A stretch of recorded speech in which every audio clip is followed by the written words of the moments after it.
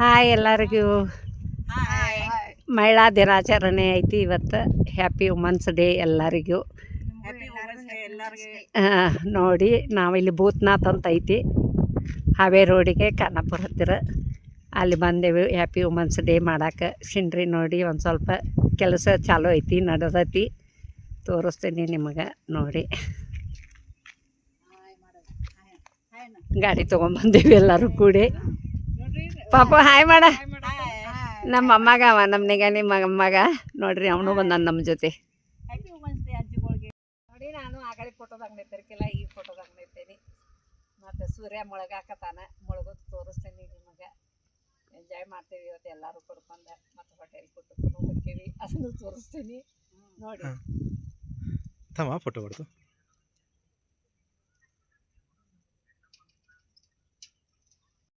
ವಿಶೇಷ ಎಲ್ಲರೂ ಊಟ ಮಾಡ್ತಾರೆ. ಹೌದನ? ಇದು ಸರಿ ಆಗ್ತದೆ. ನನಗೆ ಹಿಂಗೆ ಹಾಕಾಕ್ತೈತಲ್ಲ,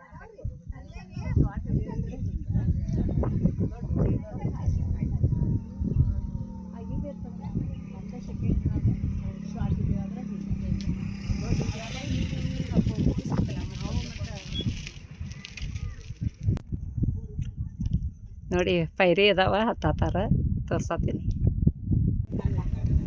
ನೋಡಿ. ಇದು ಭೂತ್ನಾಥ ಮಂದಿರ ನೋಡತ್ತೀನಿ. ಎಲ್ಲ ಪರಮೇಶ್ವರ್ತನ ನೋಡಿ.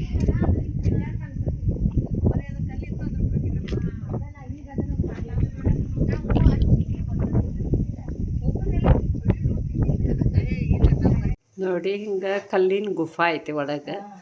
ಗುಫಾದಾಗ ಒಳಗೆ ದೇವ್ರಿಗೆ ಬಂದೇವಿ. ತಲೆ ಬಡಿತೈತಿ, ಅಷ್ಟು ಕೆಳಗಡೆ ಐತಿ.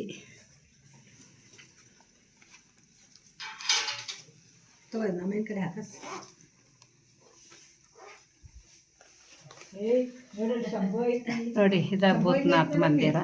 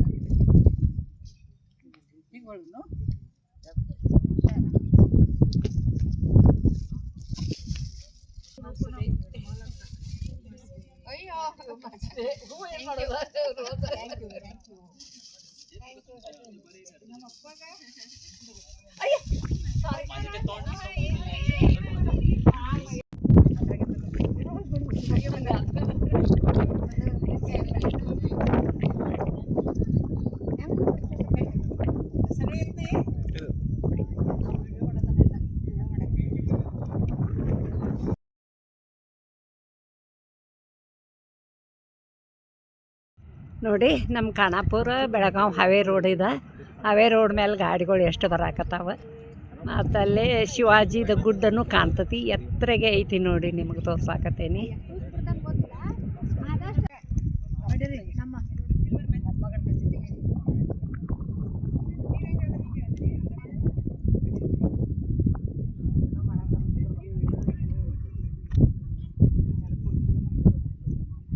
ವಡ್ಮಲ ಶೋಭಾ